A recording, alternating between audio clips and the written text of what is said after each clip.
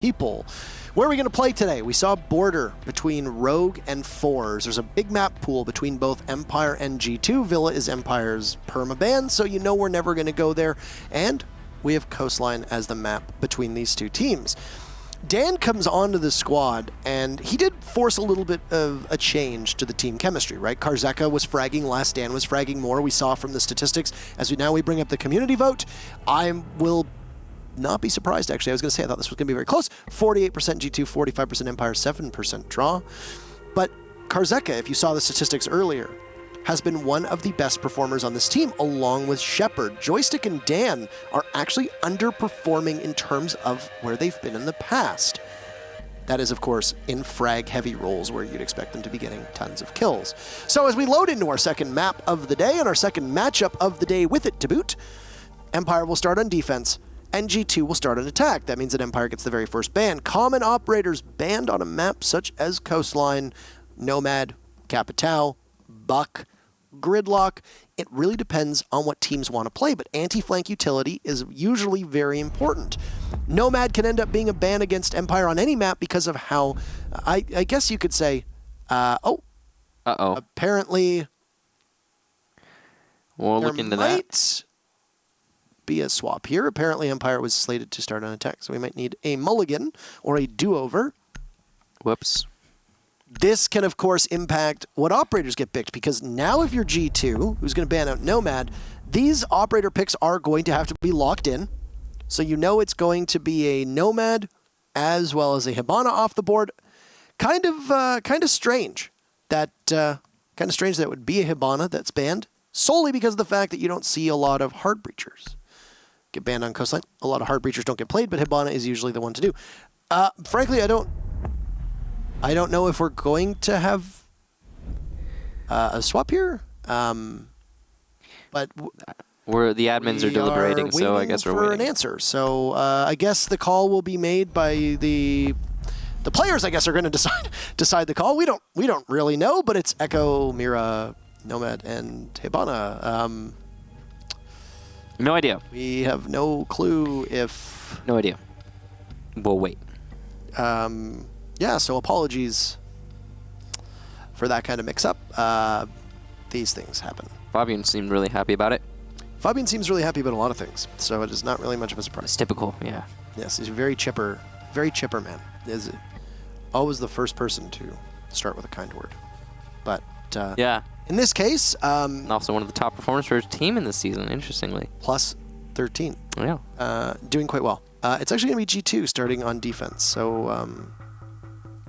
I thought history, actually, interestingly, whenever G2 is on the back foot, it seems like Fabian is the one stepping up. Have you noticed that? Like, almost always when G2's struggling, whether it be in an individual match or in like a pocket, like a part of a season, Fabian is the one getting the most kills. I think there's two things to this. First and foremost, as much as we like to rag on Fabian as a human being, he is still obviously, number one, if you are somebody who doesn't understand that it is just banter and humor and you think that we actually dislike Fabian and would spend time on air openly demonizing a player, then I don't know what to tell you at that point. I mean, maybe read social cues better. Anyway, but if you genuinely think that we are enemies of Fabian, then I mean it's whatever. I have a bridge to sell you. I have some oceanfront property in Iowa to sell you. But I think there's two things for Fabian here. First and foremost with him, I think, is that he is not affected by pressure in game the same way. Yeah. When people are angry, when there's a lot of pressure on their shoulders, when the team is performing poorly, I don't think he gets in his own head like I think some of his teammates do. I don't think Pengu and Fabian, I think, are two players who have nerves of steel, and they don't let pressure get to them. But additionally, I actually think the inverse happens. When Fabian gets angry, I think he plays better than in any other disposition. When Fabian has a chip on his shoulder and he has something to prove, be it that his team is not performing well, maybe that there are some questions about his own abilities on the team, be it in terms of leadership or aim, I think that he seems to level up, almost as if were a Super Saiyan. Does his hair get longer too? I have no idea. Mine has been. This is 3 weeks ago. That's really fast. 4 weeks ago. Just under 4 weeks ago. About the same as the beard now. Mm-hmm. Different colors, kind of. My beard's a little lighter. Well, I was going to say is that you're a little bit more red here, and this is a little bit more of a brown. Yeah. But you can see the tints of the red, especially when the light hits it right. When my hair is short and in the winter it turns browner, in the summer and it's longer it turns red. It looks more red. That is interesting, yeah. Auburn, but yeah. Those are the comments about Fabian. So we're just waiting for everything to be called correctly. We do, just for an update for you guys, we do have everyone in the lobby. We've got everything set up. But that doesn't mean that we can just jump right into things. Everything needs to be double-checked, make sure we're on the right sides, make sure I guess now the bans need to be done, depending on what the admins call. I mean, at least from what we were seeing in the chat, apparently the bans will stay the same. So we will have a Hibana and Nomad banned on attack, and a Mira and an Echo banned on defense. So there you have it. We'll get into the matchup. Everything should be good. Coastline, Part 2 between G2 and Empire. We were off to, I feel like we were really nailing the intro in this match, and now we have to do it like again. Yeah, we're going right back in. Right back in. You know what? It's interesting, actually. We didn't talk much about this, but this map, Coastline, historically between these squads... Don't remind me. I specifically shut Coastline between these two teams out of my mind. Okay, never mind then. 22 rounds. The longest single map in professional Rainbow Six history. Yeah, it was a really, really interesting one. And if we go back to that, actually, Empire got worn down after that map, and G2 did not. And that was really the story for the match. And I think a lot of people would say, looking back on that, that's probably why G2 managed to win it. Because after Coastline, Empire just looked, they looked not the same. No, and then of course, we turn around and we look at the Raleigh Major, of which there is the major level rematch between these two teams. G2 takes the best of 5 against Empire in the 6 Invitational, and then drops it in the rematch at the Raleigh Major. So if these two teams meet in the finals of the 6 Invitational, which if I'm being honest with you, with the way G2's been playing recently, seems extremely unlikely. But if they meet in the finals of the 6 Invitational, then that's the ultimate tiebreaker. Map number 1 between these two teams, and the very final map that was played against these two teams in a major setting, was Coastline. Of course, Empire did not need even half of those 22 rounds in order to take out G2. And as we mentioned earlier on, Sir Boss will be making his debut on this squad. The Hungarian hero, will we call him that? We can call him that. He's not the. It's not his very first. Pretty sure he's Hungarian. I mean, I can check. Yeah, I'll check. Please check for me. I'm 99% certain he's Hungarian. It's not Sir Boss's very first match, of course. And yes, he's Hungarian. Yes. Yes. So happy with that. Dan is going to go down early on. We'll make note of that quickly. That's, of course, one of your star players gone, but also a really important operator. Karzeka will get the refrag inside a kitchen, and Cantor Ketty going back and forth here as Shepard gets the final word in there. Or is it the final? As Scyther is getting sprayed from the main lobby. This just won't stop. The engagement keeps going. Scyther's going to eat some damage as he rotates into the kitchen. G2, slight edge here in the 3-3 as the HP on Scyther is low. Some of the roof above the headed joystick blows open, and he's not in a position to fight it off. Scyther has his back, and while you can hear the MPX of Sir Boss, is he going to walk away with a kill? No, he's picked apart by Joystick. Scyther gets felled too. 1:45 is left on this clock, and there are only 4 of the 10 people still alive in this lobby. Fabian and Pengu against Joystick and Shepard. Those are 4 big names in all of Pro League and 4 big names in this region as well. After a whirlwind of action to start off round number 1, that you could call that the storm before the calm, as now everything just takes a back seat, as Empire will go back onto drones. Joystick might have a drone as well. There are Mozzie Pests still in play, but other than that, there's opportunities for Empire to be able to put together a significant push based on the intel that they still have access to. Joystick being on low HP is going to be crucial here, as both of the players on G2 have the type of weapons that you're going to want to seize upon the low HP opportunity, especially against an Ashe, where you're going to typically be aiming center mass. Shepard's going to have to put in some big kills in order for this to go Team Empire's way, or Joystick might just get lucky. Might find a situation where G2 cannot land the shots. It's totally possible. This is going to be a hookah take, clearly. Shepard setting up on the balcony. He's going to use his bolts when it comes time to cut off information and rotation. Spots Pengu inside of B. Gas canister to save him, though. C4 just narrowly misses, and Joystick here could catch them from the back, but he'll take too much damage as Fabian finds Shepard.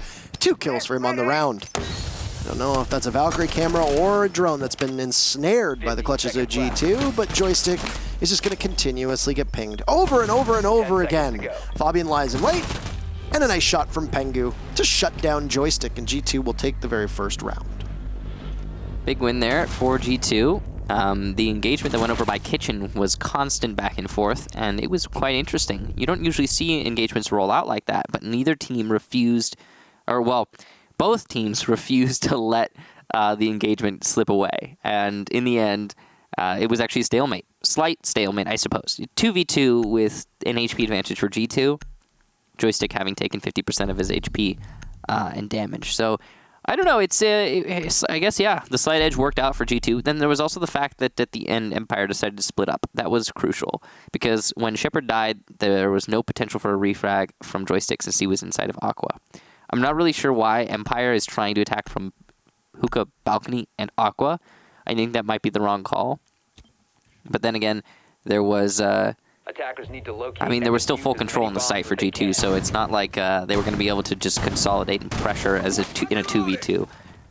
I don't know if there was really a right call for Empire. And what they needed to do there was win their gunfights, and neither of the Empire players did. So we'll move down to the double bars, which historically has been one of the best sites for defenders, though it does typically have a lower pick rate. It is starting to see it rise in addition to, or as we continue to see Coastline get played more often than not. Kitchen was the default go-to second, Penthouse Theater doesn't get played. There you go. Those are your 4 sites for Coastline if you don't watch this. And I mean, whenever Empire and G2 plays, we realize that there are usually a lot more beginning viewers or beginners that are going to be watching this due to the popularity and size of some of these players. So if you are one of those people who gets angry at us explaining what might be simple concepts into Pro League and introducing mechanics and simple things, basic things, then you're called a gatekeeper. And stop gatekeeping, okay? No. Let the newer viewers understand. There's been an influx of newer viewership, actually, as of late, so I think it's important.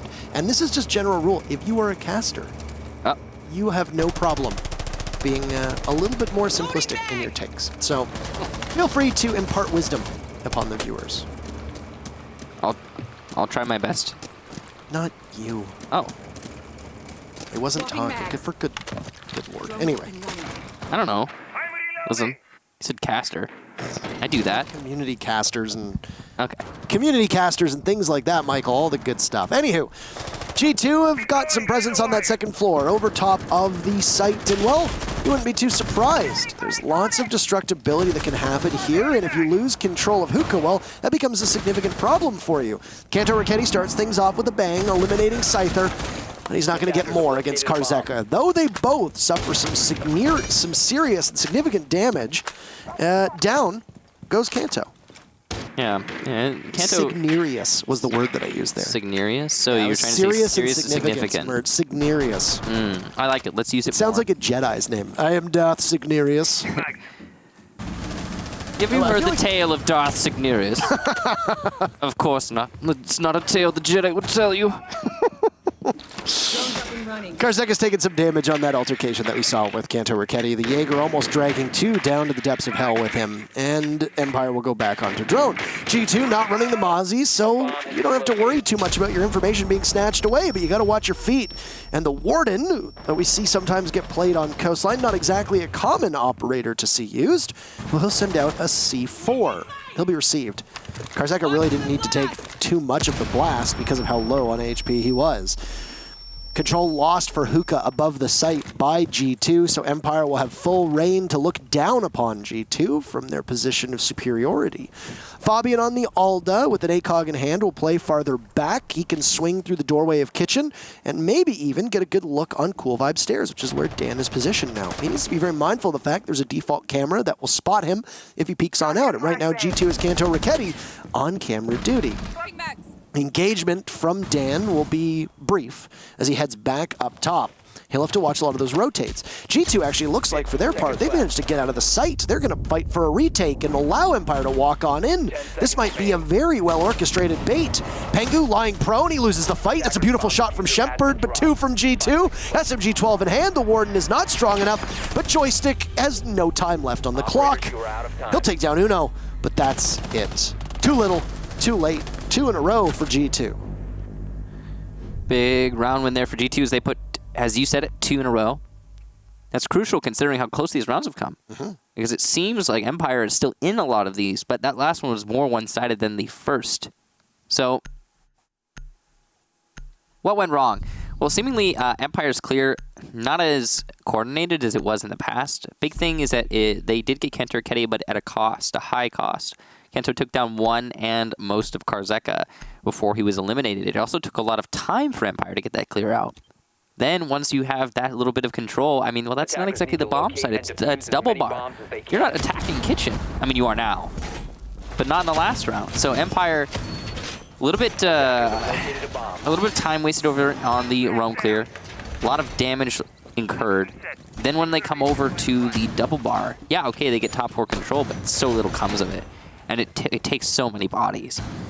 Then when they start pressuring in the site, where are they trying to attack from? Just the exit. That's it. It's a pretty linear attack with 3 people still alive. And it's the exact opposite problem as what they had in the first round. In the first round, 2 people, then they split up. This round, 3 people, everybody comes in through exit. I don't know. 5 seconds to insertion. And it's none of it is working out for Empire. So it's not like they're not trying everything. Empire's not winning their gunfights. Yeah. They have time to correct that, of course. And I mean, you even saw on Coastline in Raleigh.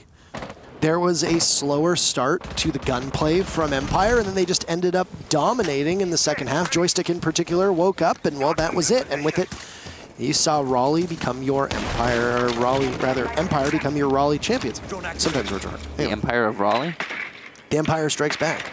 I waited 6 months to unveil that. And apparently, the analyst desk had used that a couple times, and I was like, you think I have time to listen to those plebs?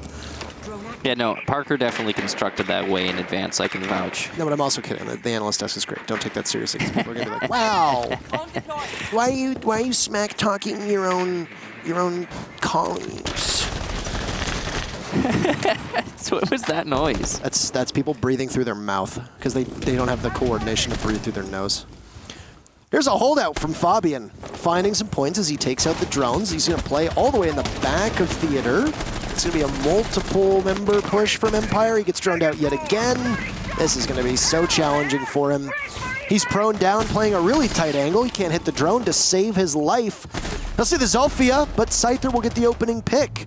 Wasting about 1 minute and 30 seconds is all you're going to get from Fabian at this point. He was able to do some damage, and he was able to chew away at least 3 drones that we spotted.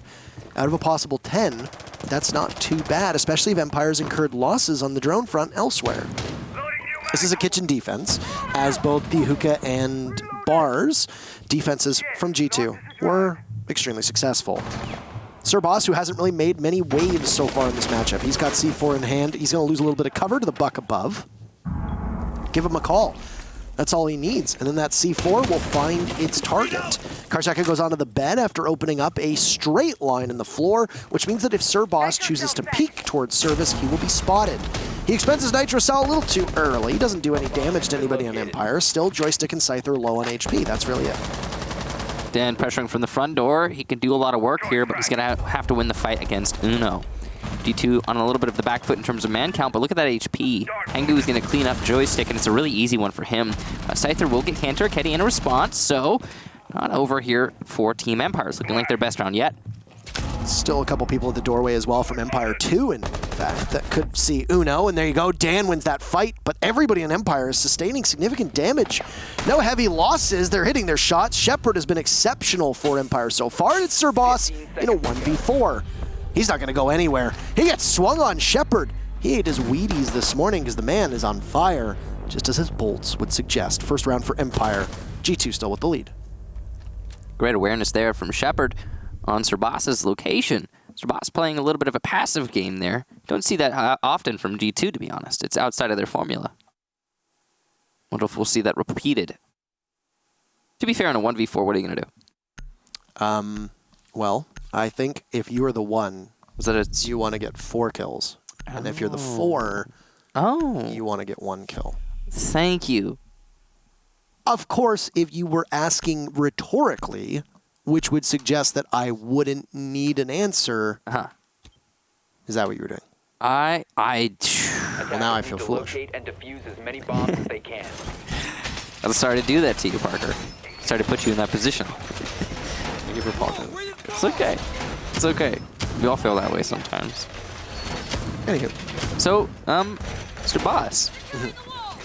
You said it yourself, he hasn't really had any standout performance so far through this match, but to be fair, it's only 3 rounds, so give him some time. If you are right now watching this matchup and you are a G2 fan, because G2 does tend to have, if not the largest, one of the largest fan bases in all of Rainbow Six, right? Yeah. There are many of you who show Safe up to say. in members of the G2 army, and you should not be upset or ashamed to be supporting G2. You shouldn't be upset or ashamed to support any team in Pro League. You should be praised for the fact that you are actually cheering on your team. However, do not be a toxic fan that gives undue hatred to a new member of the team.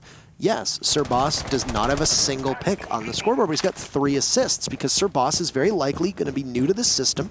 He's at most had probably a couple days of scrim practice with the team. There's a lot that you need to learn, especially with a team that tends to be as strat heavy as you find G2. There's no way that Shas is just throwing Sir Boss on in and saying, yeah, just do whatever you want, mate. Not exactly how it's going to happen. And Cryan, despite the fact that statistically he was not a very good player on G2, received, I feel, too much vitriol from people because they don't either understand the game or understand how the system goes. So yes, Sir Boss has not been that impactful so far through 3 rounds. There's still time for that to change, be it in this matchup or a matchup later on. Especially how Rocky seizes it that you go up against Empire in your very first match on this G2 squad. And you point out, yeah, of course, Sir Boss has been in Pro League before, but on a team that he was more comfortable with. Now, Kanto Ricchetti, he's going to pick up yet another opening pick. That's his 2nd so far through 4 rounds. He'll find Dan. Sir Boss softening up the wall inside of the main lobby. Scyther's taking some damage too. And this entry from Empire, not exactly where they wanted it to be, as you're now halfway through the round, with G2 in control.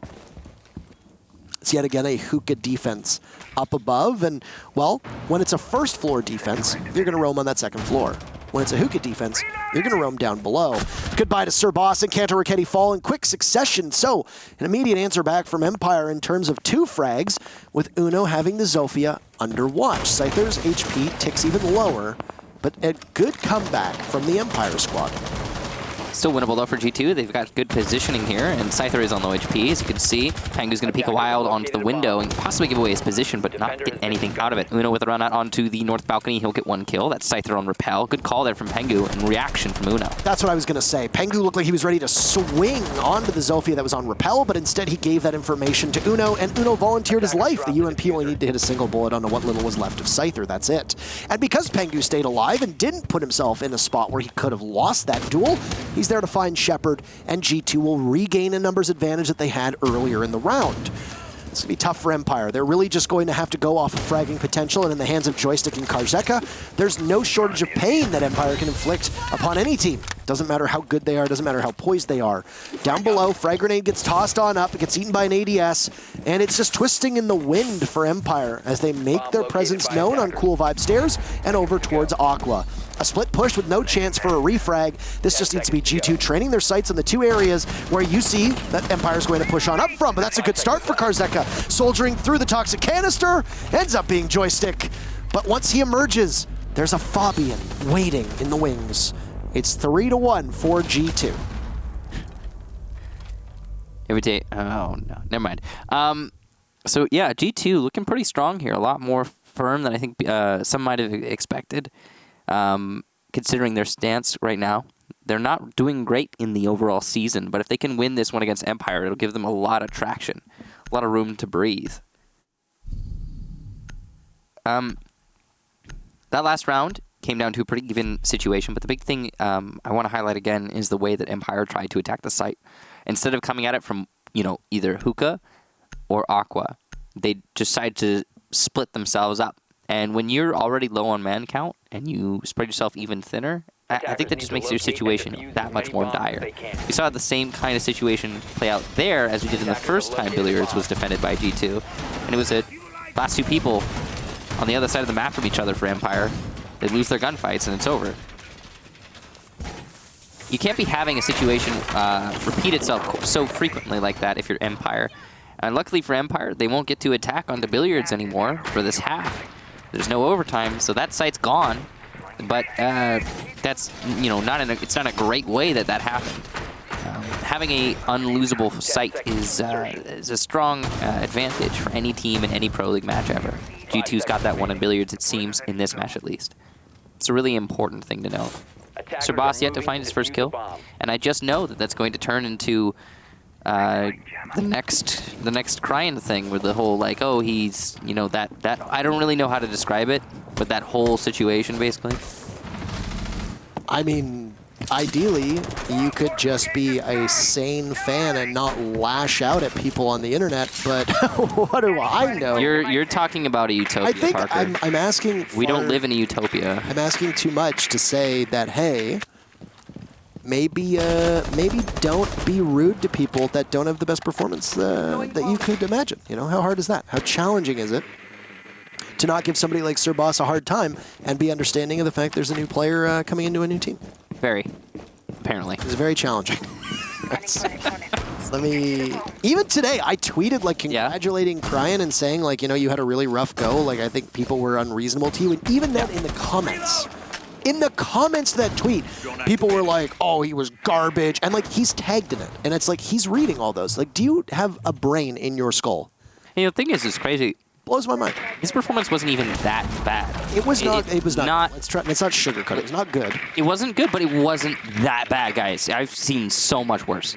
Yeah, like, for example, if I played in Pro League. Yeah, I imagine if you... infinitely worse. Or me, if I were to play in Pro League. I doubt that. Anyway, you might wonder, talk about the game. Well, that's like, because nothing has happened so far. It's been very slow. Been drone work from Empire. They've been very specific and deliberate about this.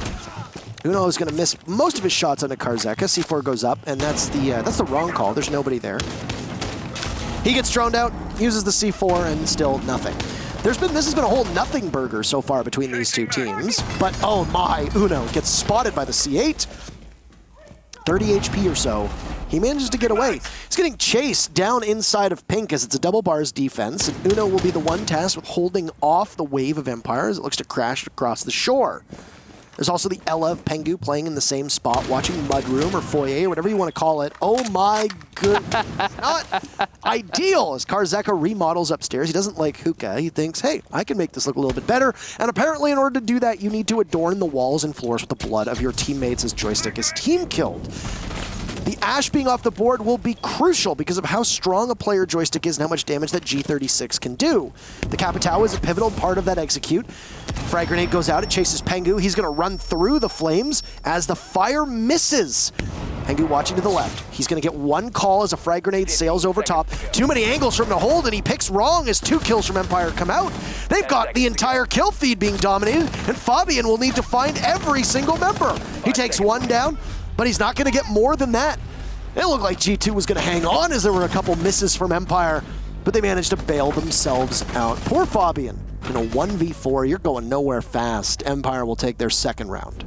So, of course, things look really bad for Empire when they lose that one player upstairs to the team kill.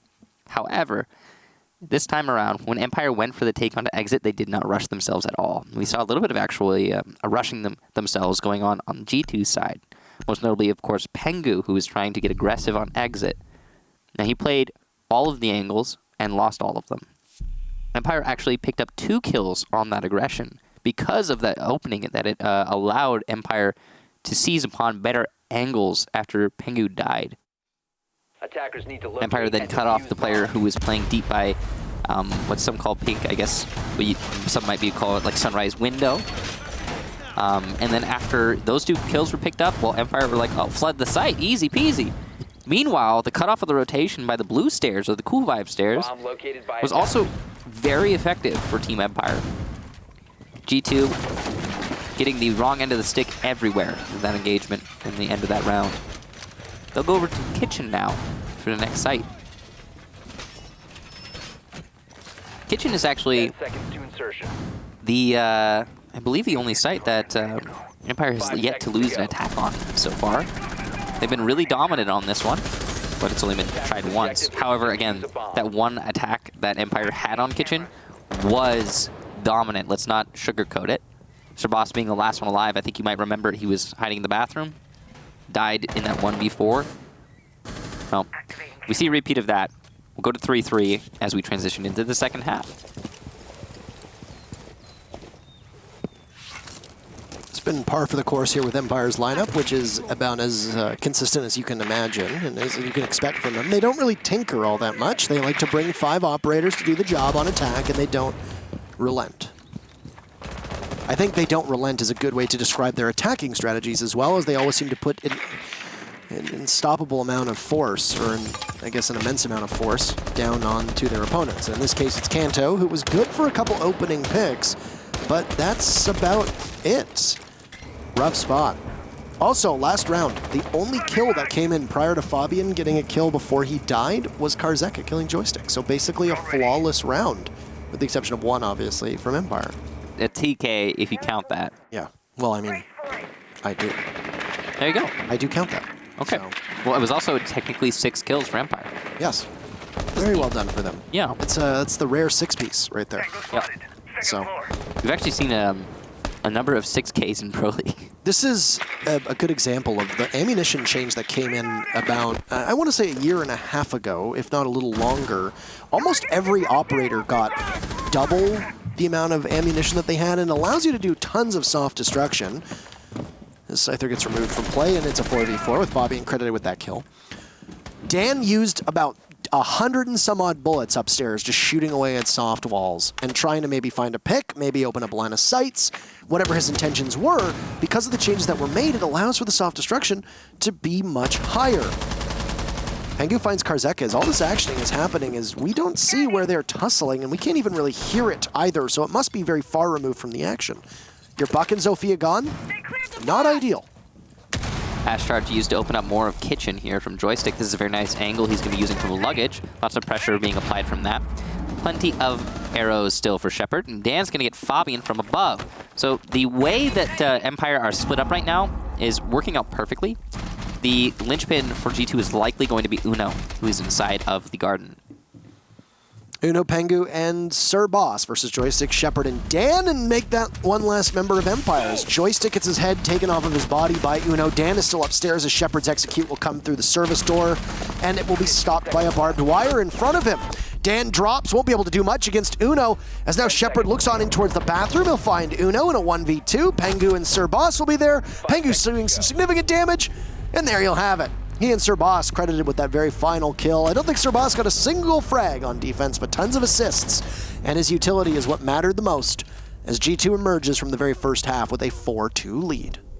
I said it before, and I'll say it after. Uno was the main piece there for G2. His ability to persist in garden or courtyard and then get a kill from behind pretty much sealed the deal for G2. And the reason it sealed that deal is because of how spread out that attack is again from Empire. They tend to do that a lot. Regardless of their man count, they will spread themselves thin. And that means that if one of those cogs to the machine break, and the entire machine comes crashing down. And in this case, Uno smashed not one, but 2 by the main lobby. And then won the round for his team. Well played to Uno. And G2 feeling very comfortable with a 4-2 out of the first half. Empire have come close a lot of these rounds. That last one is an example. But this is the type of match with these kinds of teams where close is not good enough. You're really going to have to block it out. You have to have that ability. And that has been the struggle for Empire. Time and time again, on attack, Empire have struggled to lock out rounds. Regardless of whether or not they have the advantage or an even man count, doesn't really matter. The point is that Empire struggle to get the killing blow. Even some of these rounds, Empire have weird setups in the beginning of the round. The first 2 minutes, beginning and middle, just kind of an odd situation with Empire on attack. I'm curious to see how they play on defense now that we transition to the second half. 5 assists for Sir Boss. He done some damage to, was it Shepard? I think that was pushing in through service. Empire found themselves with obviously a couple different players that were looking in one area, and then they lost them all, and you end up with that split push where you once again can't refrag as we've seen before. But I think it was Karzeka as well as Joystick previously. So, anywho, G2's first attack, and they're going to bring a very interesting composition, something that you focused on, something that we can focus on. Nyuk, Lion, Capitao, and Jackal, and Buck. That's rough. That's not a fun lineup to play against. One of Nyuk's greatest strengths is that she can very quickly get on in towards a site, evade cameras, and make her presence felt. Well, Uno's not going to take advantage of that. He's going to take his time, he's going to drone out, and there he goes. He activates. And he might actually manage to catch somebody. He'll have to look on over, but there's a number of shields there. One of them gets blown up. I don't know if his position was given away, but that's going to be it for that Nyuk experiment. And the Goyo shield working out really great there. The Vulcan, as you call it. I like that. Well, I don't call it that. That's what's called in the game. Yes, and so you call it that. I suppose. Did Pengo just blow up his own drone? I think he might have. Might have, yeah. Might just blow up his own drone. Might got shot at roughly the same time. Either way, not exactly what you want. 90 seconds expired from the clock on the very first take for G2 after the side swap. Here in Empire are sitting pretty. As I say that, they lose Dan to 1 HP, and then the rest of it gets found by Pengu. So maybe he shouldn't have peeked that quite as aggressively. Kanto Raketti sees the Jaeger, but he doesn't need to do too much with it because he knows the Jaeger's ability from down below is not all that strong. Vulcan shield goes, and so too goes Uno, as the kill feed is just a variety of different colors. Sir Boss, along with Fabian and Pengu, and an advantage right now for G2, and a retake for Empire is due. Joystick stops. C4 down below as well. Joystick catches Fabian on the rotate. Also finds Sir Boss. 2 clean shots from the Jaeger, and Pengu in now a 1v2. Down goes the Volcanic Shield in front of Pengu, and he'll attempt the plant, but he knows that there's one down below. It's Karzeka, but he doesn't have a Nitro Cell. So the Mozzie isn't going to be as effective as you want it to be.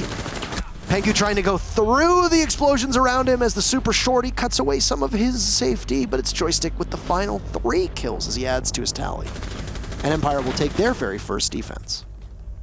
Really just a big round there from Joystick as he came up from Aqua. There was no flank watch by Aqua for G2, and it was a pretty easy double piece to begin things.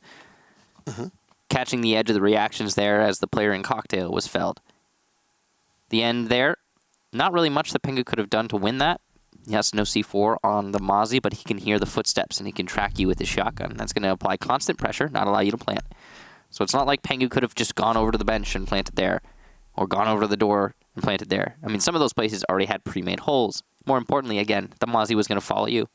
And then as the Mozzie follows, calls out for his enemy, or for his teammate rather, and for Pengu's enemy, the Jaeger of Joystick will encroach on your position. So that was pretty much an unwinnable situation for Pengu. Maybe, at best, he could have rotated to Cocktail, but even then it's going to be still really difficult to hold things. It was a nice try. What we do know is that Empire are not out of this yet, and they very nearly were. A 5-2, that's a really difficult hill to climb, but not as much a 4-3. It also really boils down to if Coastline has an inherent advantage for the defenders, because it sure does look that way. We saw the round attacker-defender split earlier, but I didn't catch it. So maybe the overall, but we always talk about how often that sort of thing comes down to the teams that are matching up against each other. So in this case, could just be the case that Empire and G2 match up better in that their defenses are strongly favored. We saw that Empire's attacks were pretty lackluster. Maybe it's the same for G2. I mean, honestly, I think that last round, the attack of G2 was pretty great. They did lose it in the end, but that's, to me, just because of the effort from Joystick. They came so close. I do want to just specifically point out the operator choice from Uno on the Nyuk. I don't think that was the operator that you needed to go with, and while they've changed it up onto a Dokkaebi instead. What? Did he fall on the map?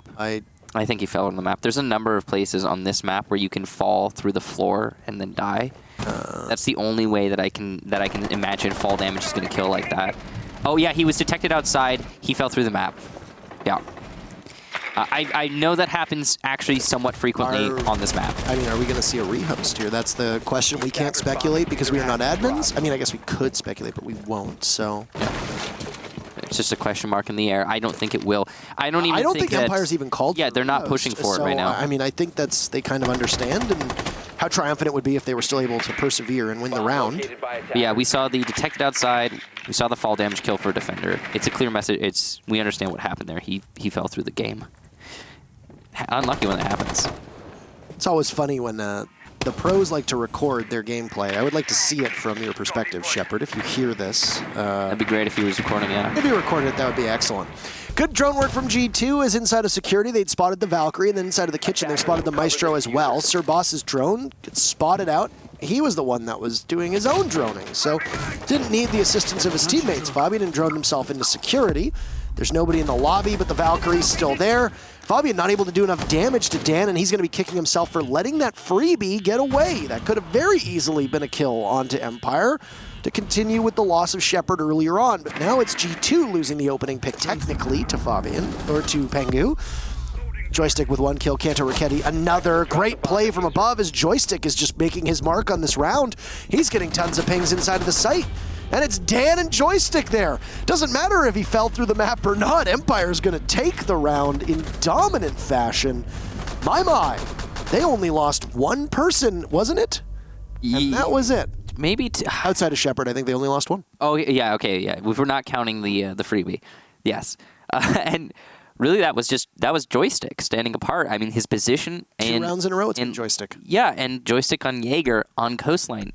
Name a better combination. I don't know. That's been such a frequent occurrence for Empire in the past. Is when you have Joystick, you have him on Jaeger on defense at Coastline. He performs here. We've seen him do some crazy stuff, and it looks like he's angling to do some crazy stuff in this match as well. Empire are thus far flawless on defense, despite the beginning of many of these attack rounds for G2 looking pretty good. I honestly thought G2 had that one in the bag, but then Joystick showed up in the right time, right place, right operator, and he hits the shots. He doesn't mess it up. That's Joystick for you, I guess. We're gonna go to the double bar for Empire. This is the 3rd site, and again, Empire currently flawless on defense. Really well done for both teams on defense and showing that sometimes the meta and the maps can favor that defensive style of play here. And of course, Coastline is a map that shares a little bit more similarities to Border than I think a lot of people would expect. Both maps, extremely frag heavy. Both maps you can rotate through very quickly. Both maps have a giant open skylight that you can stand at the top of and look through, even though there are a lot of people who are not going to park themselves at the top of skylight and stare in Border, but they will do so on Coastline. As we saw, Joystick might not have been on the roof, but he was still over by luggage, using the skylight to his advantage. Anyway, G2's only change again is going to be Uno Meister. He's played 3 separate operators now on attack, and the Dokkaebi was particularly annoying, but not as pivotal as it could have been, just as the Nuke wasn't either. So instead, you'll go with an IQ. There goes a drone from G2. Over on in towards luggage, so very similar drone patterns from G2 as well, though it was Fabian who droned out security last time. And because this is going to be a double bar defense, unsurprising that there's no penthouse or theater defense from any team. You're going to see an entry on over towards the kitchen side. Kanto Raketti has been that feast or famine style of play, and in this case, it's going to be famine, as Team Empire are able to gobble up Kanto's entry. It's an even score line, but the opening pick for Empire is going to be huge. It also eliminates one of only 2 smokes that you could possibly have. G2's got smoke still in the hand of Sir Boss. He might not be on the scoreboard frag-wise, but you're going to need his gadgetry. Uno refrags on the Scyther. It takes quite a while for it to show up, and that opening into the back of Blue Bar right now doesn't appear that it's being watched by Empire. So if you're Uno, you could head on in, but never mind, Karzeka's there, Fabian finds Dan, and this is quick action yet again, characterized by how quick it's been between these 2 teams. Sir Boss finds his very first kill onto Joystick, Pengu shuts down Shepard, and Karzeka will need to find the remaining 3 members of G2. He starts with Pengu, do the soft wall. There's how many bullets in an M249? It doesn't matter. Hundreds, thousands of bullets, millions of bullets. Sir Boss with 2 kills on the round, his first 2 kills on G2, and G2 will take the round. They're up 5-4. Impact frags, Parker. Yes. That was a round that could have easily gone the way of Team Empire had we seen those 2 kills not come in. Empire had a pretty solid defense there. There were a couple key moments, of course. The timing for Shepard was just terrible. The rotation from Joystick onto Sunrise Bar, ill-advised, because kitchen control was forfeited to G2. There are layers to how that fell apart. Apart from just those 2 kills, though, that G2 managed to get, the office control was easily done into by G2. The big thing is that Uno managed to get the kill on the player inside of security without any hassle. I'm surprised he won that fight, to be honest. It seemed like he was about to lose it. It was a very close one. A lot of spraying at the wall. A little bit of the battle with potatoes. Maybe it just looked like that because of the servers. Not really sure. But no, we'll never know. What we do know is that office control, security control, favor for G2 turned really easily into control of Blue Bar. And the Sunrise hold was dismantled easily by 1 buck on G2. It's rough when that happens, but Empire just not looking the right way at the right times. Really, really bad timing, too, just in general for Empire. Now, we'll go to Billiards. Double bar not working for Empire, but they could still bring this one home. Empire will need to win every one of these rounds in order to win the match.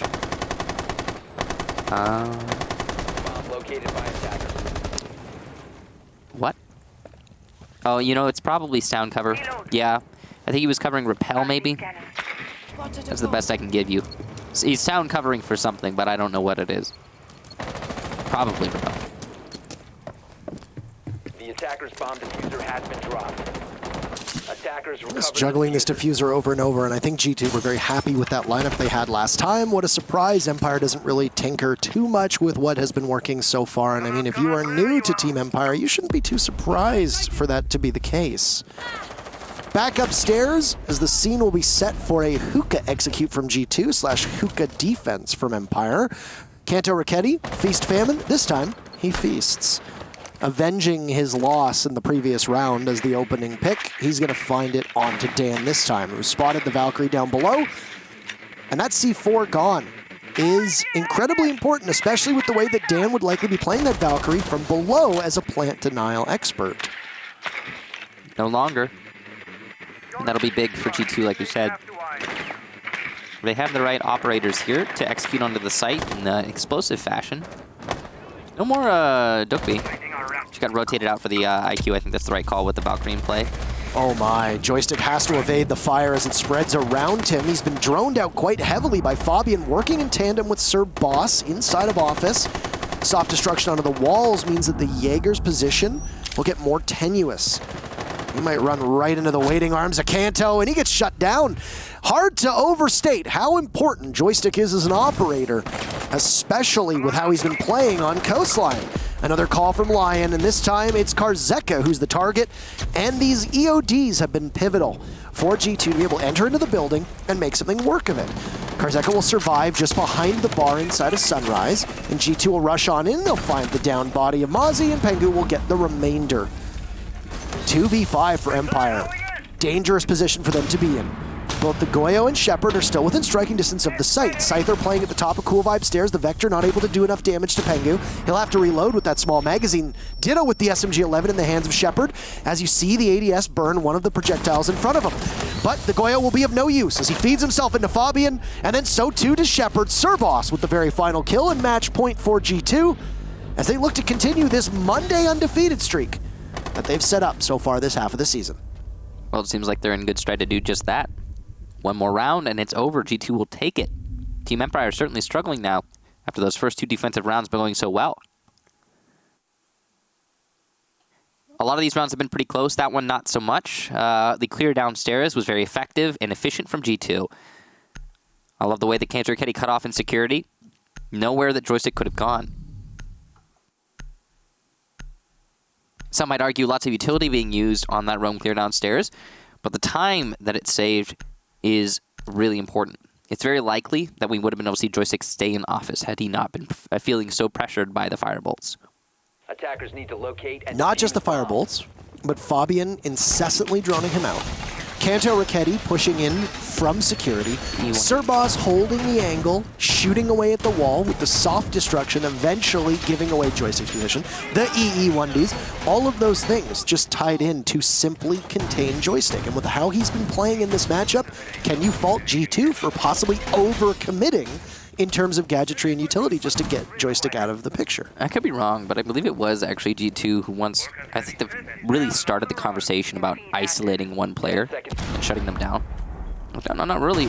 I believe it was. It was a long time ago that this conversation was. I'm trying to think. I mean, they have definitely talked about it, and I know that Shaz has in fact mentioned that they will look at patterns of certain players and go out of their way. And I mean, then you have the inverse, which was Rogue in their interview saying that, well, we don't really read the kill feed. We don't really know who we're going after. So I mean, it's different for everyone and every team, right? Half a one.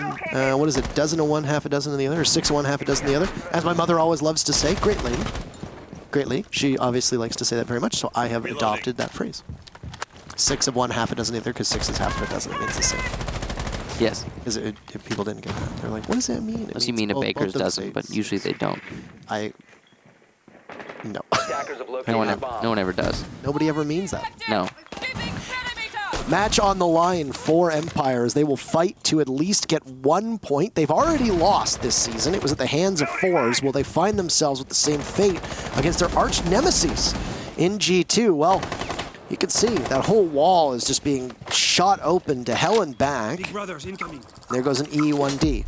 A flash from Fabian will likely blind the player inside of Pink or Cocktail Bar. Opening pick goes to Fabian. He looks to draw out the member playing inside of that area. And a pre-fire. There's so many bullets. He's not able to do all of it, but Kanto's there. 2 very quick kills for G2. Make that 3. Karzeka down below, and Joystick is so far off site that he will now need to retake, but we'll have to stop for just a second. C4 misses from Karzeka. He's got to go pick it up. 2 seconds left. You have another opportunity. Can you do it? No, he won't get it! Joystick falls, and Karzeka down. It's a flawless round for G2, and they pick up 3 massive points against the best team in Europe as of today. They've relinquished that spot to Rogue, and you can see the teams beneath them licking their chops. G2 ending off the first half of Season 11 with a victory, Empire with a loss. Sir Boss's impact on this team, we can discuss with presumably Pengu. I love talking to him. Love talking to Pengu. G2 take the match. Spross got 3, and there were 3 people with 10 kills. All right. And then Cantor Ketty had 7. Plus 3, that would have been 10. Really well played by G2 there. I don't know how much of that was calling. I don't know how much of that was confidence. Sir Boss played his role on attack exceedingly well. On defense, he was a little bit shakier. I mean, first time, right? Yeah, I mean, he got to shake it off. He also hasn't played in Pro League in months. Yeah. In months, almost half a year since he was an active member of a team, and he comes back in, and you got to go up against Empire. That's a hell of a trial by fire. And I think on attack, on Capitao, whether it's just the way that G2 used that role or not, he excelled on attack in ways that he didn't on defense. Yeah, he had a pretty good starting match, mostly in terms of utility usage. Of course, was playing a Valkyrie and a Capitao, so his bolt placement was good, and we must assume that his Valkyrie camps were well placed because G2 had a pretty good defensive half. So overall, there you go. It's a good start, good debut on that roster, but you know, we'll see what happens in the future. There's still more time for him to prove himself on, especially in a much better environment being LAN. Well, it feels like half of the time I'm getting interviewed by Pengu, but we'll try our best to interview him for the last time this half of the season before we go to the 6th Invitational in Montreal as we bring up our interview with G2. Hello, Pengu. How are you? You know what, Parker? I went to school once upon a time far, far away in a galaxy, you know, distant. I went to school. You know what sucked the most, Parker? It wasn't the Wednesdays, right? It wasn't. It was the Mondays. The Mondays were it was so you know. And nowadays I wake up Monday morning and I am so happy because we can't lose. Empire easy, Rogue easy if it was Monday. But Wednesdays they are so difficult for us. So we need to figure out how to, like, can we make 2 Mondays in a week? Is that a thing? Can we, you know? So what happens if Kix and I start casting EU on Wednesdays? Do you lose some of that magic? Okay, so I take it back. It's not the Monday, it is the casters. Michael, Stockley, Kickstar, fantastic job. There was a bald guy casting at some point. He's not really there anymore. You have really fast hair growth, by the way, Parker. Yeah, I think it was Fozo on Twitter said that I had like I went from completely bald to now like a shaved buzz in like 3 weeks. And look at me, I'm going backwards. You can see my bald spots, right? So it's like you're getting, and I'm disappearing. I mean, that's fine. It happens. I try to keep a nice, strong hairline, as strong as your performance today on Coastline. And obviously, dominating the conversation today online involving G2 and the G2 Army was a decision to remove Cryan from your roster and pick up Sir Boss. I have a bunch of questions, but I figure you like to talk and you're very good at it. Take us through the process. So I think Shaz went through the main topic in the post that was publicly made available by G2 in the announcement, and that was that we picked up Cryan with the intention of going much more aggressive, putting myself and Fabian in hard support, retiring at age 22 and 25, for my Tebana and stuff. That's good. And then really enable the younger talent in, well, Uno's a boomer, but Kento and Cryan. Well, the thing is, Cryan's 25 as well, so they're not actually young, but they're gunners, right? Anyway, we wanted to enable the fragging potential that they have, and we were like, okay, we go hard support, they go crazy into fragging, we have good droning, I guess, and it just wasn't working, and I don't know why. And you saw us try out different things, and there's a lot of things you didn't see us try in scrims too. I felt like we tried pretty much everything, and in the end, we ended up putting Cryan on a hard support role. That's the replacement that Goga, or that we had to need for Goga, because Goga was our hard support player. Obviously, he's not a hard support player. He can't learn in a day, and he obviously didn't put up the numbers for it, which is not his fault. He came into as we said, a very broken wheel, and we felt like we tried everything, and we really did our best to try and make Cryan work with us and us work with Cryan. But in the end, we felt that picking up a hard breacher, like a true hard breacher by nature, like Sir Boss, would be a better fit for our game style. And I think that the 3 scrims we've had with him and today's game, even though it's early days, could just be a holiday season. I do think that it shows that it does mesh better with us. I was going to say, is he going to be playing solely hard breacher? The Capitao role on Coastline tends to be the hard breach role, and you answered that question quite well. What does he add to the team in terms of experience and communication? Because he did not exactly have the longest tenure in Pro League prior to, I guess, getting removed from the Penta roster last year. Yeah. I didn't know much about Sebas. I know that before I joined Penta, he was just like this rank player that would just dominate you in Diamond Yellow, and like a crazy Ash player, I believe, actually. And then he became a support and all these things, and kind of, I guess, kind of overlooked in a lot of scenarios with a lot of players. He's not very vocal, not very big on social media. And we picked him up, and he goes, "Hi." And we're like, "Do you want to play invite?" He's like, "Maybe. Yes, I'll think about it, right?" And then he's like, "What's your name?" He's like, "Frank." Okay, Frank. We call him Hugo Boss because, like, he's a boss, right? Anyway. He's stone cold, like ice cold. Like, we're in 2v5 situations, 3v5 situation, man down. And he's like, "Guys, I need help on site." And he's like, he's line scanned, he's getting droned, he's getting fragged out. And he's like, "I need help." Like, super quiet, casual tea dinner conversation. Like, "I need help. Can you guys rotate back to side? I'm gonna die soon." And myself in that scenario, I'll be screaming for help. I'm like, "Why aren't you here already? Like, hello, like, please." We can learn a lot from that, especially, I think, everyone in G2. And I think that he really brings a lot of, like, calmness to us. Today, you saw us, specifically the second last, I believe, attacking round. We really took our time. Jaeger was just running around an office blue bar scenario, and he was there pretty much the entire round. And we didn't mind waiting a minute and a half, 2 minutes to finally get that kill onto him. And I think Cerbos is really good at just not pushing us even faster than we already are, because I push us forward, and Fabian pushes us forward, and Uno pushes us forward. And now we have that element that goes, "Guys, it's fine." And Uno as well has really taken up a lot of IGLing responsibility the last, I would say, season and a half especially. And he's really taken on a more of a leading role as well. So Fabian, myself, and Uno are trying to really lead the reins here. That round when Sir Boss was playing on Capitao and you had joystick pinned down in office, I think the Capitao of Sir Boss held that same angle for like probably a minute and 10 seconds. A long time. Every now and then just picking away at the wall as Fabian drone joystick out relentlessly. Now, last question for you, because you were as well spoken as always. How do you prepare with somebody on your roster this short a time for a Coastline map? Because Coastline obviously plays out differently than other maps, against a team like Empire, who historically you have gone back and forth with them on it, and it's a good map for them, it's a good map for you. What's your prep work for this with Sir Boss so new to the team? We pretty much just picked like 3 maps, and like, because banning phase works, we can ban 2 maps, etc. We can nail down the 3 in-goal possibilities, or more narrow down to 2 if we're good. So we hard practice those 2 to 3 maps, because we only had like 3 practice schedules with Sir Boss. And the most important part is obviously callouts, because if we say one thing, will he understand it the way that it's supposed to be understood?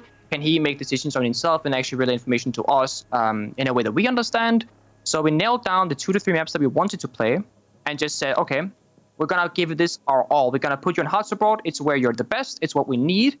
And then we ended up with Coastline, and we're like, well, you're like one of the better like Captal players out there. Like, why don't you play Captal? Even though I don't think he's actually ever played it for us in scrims, not that I remember at least. He might have, but slipped my mind if he did. And we really just try to give him as little to worry about as possible. Like, there are some maps we haven't even mentioned their names yet, right? Because it didn't matter now. Now we got time to prep. We have boot camp. We're flying out tomorrow morning, actually. And we got a week to really hammer down in Germany, Berlin. And then we're going to go to Invite. And other teams will have to kind of scratch some of their prep, perhaps, because now we got a new player, new play style. So as much as it hinders us, I also do think that there's a slight benefit to this, like the unknown factor, like what's going to happen now, what's the cause's part in all this. So I actually think we're looking pretty strong. Well, you had a good performance and a good outing today against Empire. It looks like you do. You got quite a case of the Mondays, but in this case, it doesn't mean what most people think. Anything to say? It's your last interview before we go to Montreal. Anything to say to the fans, etc.? Despite not going there for the purpose that we wanted to be, which was to qualify, I'm happy to be there anyway and be part of one of the biggest, if not the biggest, tournament of Siege history. Whether it's us in the grand final lifting the trophy, or someone else do it, or us in the, viewer seats watching the grand final, let's have a great event. Let's have an amazing event, in fact. And also, while the G2 army is incredible, I also think that there's a lot of hardship sometimes on the players. I know that in League of Legends, TSM is known to have this like fan base of really like crushing their players as the fan base. I think we kind of had that with Cryin, where he came in with a lot of expectations, replacing Goga, one of the most likable figures, one of the best known support players in the world. Goga with incredible success of his own, of course. And Cryin had a bad performance once, and it's like, oh, he's the problem, it's bad, and all these things, right? I don't think it's fair, and it's not just for G2. Like, it goes all above Siege. Like, we need to kind of embrace new talent, because if you want to build something new, you gotta let them not replace something else, but let them build their own legacy. Like, let them have their own fair shot at becoming that person that they now replace, right? Because Cryin's not trying to be Goga, Serpat's not trying to be Goga, they're trying to be their own. So let's just embrace that, right? Because we see not new, like, older players can replace stuff with newer players, and it's always the same. Oh, this guy, there's no way he can do this. This guy's been playing for 3 years, etc. But there is talent always available, and we gotta support it. So let's do it. Sage words from Pengu, who's retired for competitive play and is now just on full support duties. Thank you very much. We'll see you in Montreal in a couple weeks. Yes, sir. Likewise. Take care.